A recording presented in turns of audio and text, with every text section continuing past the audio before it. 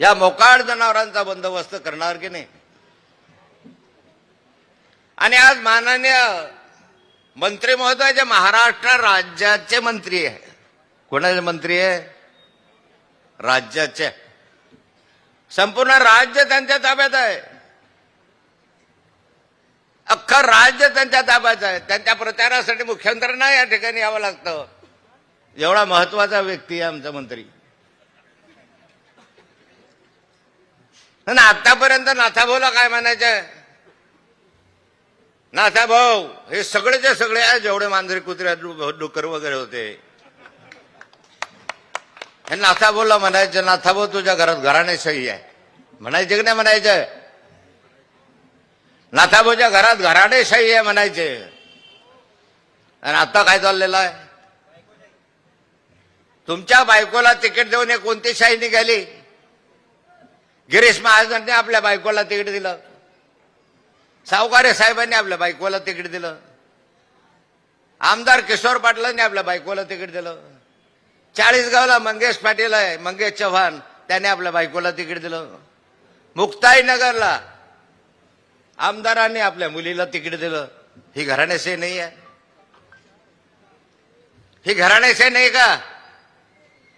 आता यांचं धोरण काय माहितीये? मागच्या कालखंडामध्ये विधानसभेच्या वेळेस लाडकी बहिणी योजना आणली. लाडक्या बहिणीनं 1500 घ्या, आम्हाला मतदान करा. आमच्या बहिणीने मोठ्या राख्या बांधल्या, काख्या बांधल्या, सगळ्यांनी मतदान केले, निवडून आणले. यांना आणलं की नाही? लाडकी बहीण योजना म्हणून आम्ही निवडून आलो असं आमचं सरकार बनत आहे. खरं आहे. पण आता नवीन फंडा काढला, त्यांच्या लक्षात आला तर लाडके बहीण बऱ्याचशा विसरत चालल्या. आता नवीन काहीतरी योजना काढली पाहिजे, म्हणून आता त्यांनी लाडकी बायको योजना काढली.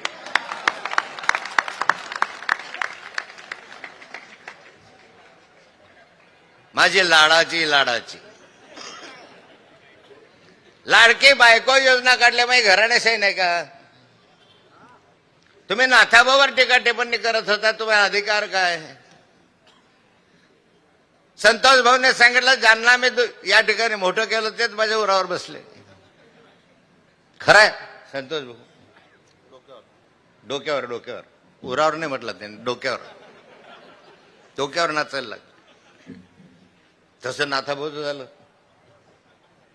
अरे यांना मी आणलं ना मंत्रिमंडळामध्ये, येत आले अनेक कार्यकर्ते जे या ठिकाणी मंत्रिमंडळात होते, केव्हा आपले कार्यकर्ते म्हणून आले, ज्यांना मी तयार केलंय भुसावळ शहरामध्ये.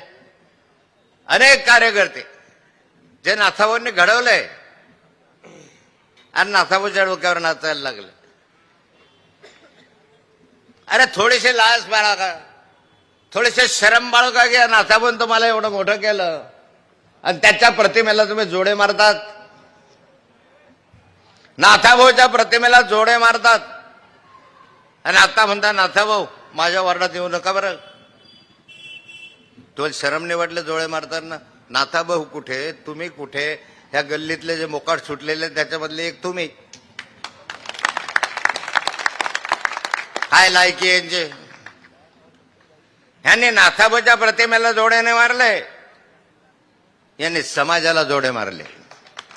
हा सारा समाज जो बसलेला त्या समाजाला जोडे मारले.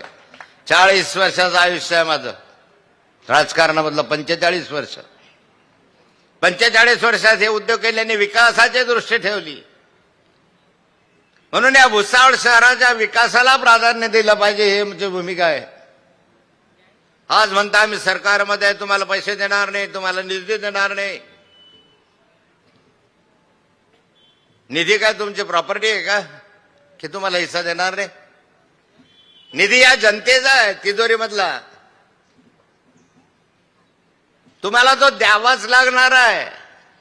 पर हेड प्रत्येक व्यक्तीच्या मागे केंद्राचा राज्याचा निधी जो ठरलेला असतो तो तुम्हाला द्यावाच लागणार आहे. फार जास्तीचा निधी नाही देणार. आम्ही आणू आमच्या कंपनीकडून, पण निधी देणार नाही. हा तुमच्यावर अन्याय नाही होणार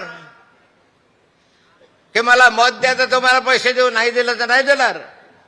हे माझ्यावर सही जर आत्ता ज्यांची आहे तर पुढे काय करतील? निधीसाठी अडवतील. आज साऱ्या गोष्टींसाठी अडवणूक चाललेली आहे. साऱ्या गोष्टींसाठी राज्यातलं चित्र तुम्ही पाहतात. आणि मग अशा रीतीने जर चाललंय, आज राज्य कुठं चाललंय? या साऱ्या शहराच्या विकासाच्या गोष्टी आहे, पण सर्वसामान्य माणसाची स्थिती काय आहे, काय भोगतात तुम्ही, लक्षात येत नाही तुमच्या. आमच्याही लक्षात आलं नाही हळूहळू. आम्ही ज्यावेळेस आकडे पाहतो की 10 वर्षाची गॅसची हंडी किती किमतीमध्ये होती, 10 वर्षानंतर काय भाव झाले, डोळे पांढरे व्हायची वेळ येते. 15 वर्षापूर्वी 10 वर्षापूर्वी गोडे तेलाचे भाव काय होते, आज काय भाव आहे? अरे महागाई भराभरा गेली, वर डोक्याच्या वर गेली. आम्ही खालो, तुमच्या उत्पन्नामध्ये वाढ झाली नाही. उत्पन्न आहे ते आहे, पण महागाई डोक्याच्या वर गेली. महागाईचा फटका बसतोय या ठिकाणी. कुणाचे सरकार आहात? आणि मग अशा लोकांना आपण परत मदत करणार आहात? यासाठी मी तुमच्या समोर बोलायचं भरपूर आहे मला, पण शिंदे साहेबांचं ऐकायचं आपल्याला. पण माझी विनंती राहणार आहे, हे दिशाभूल करतील.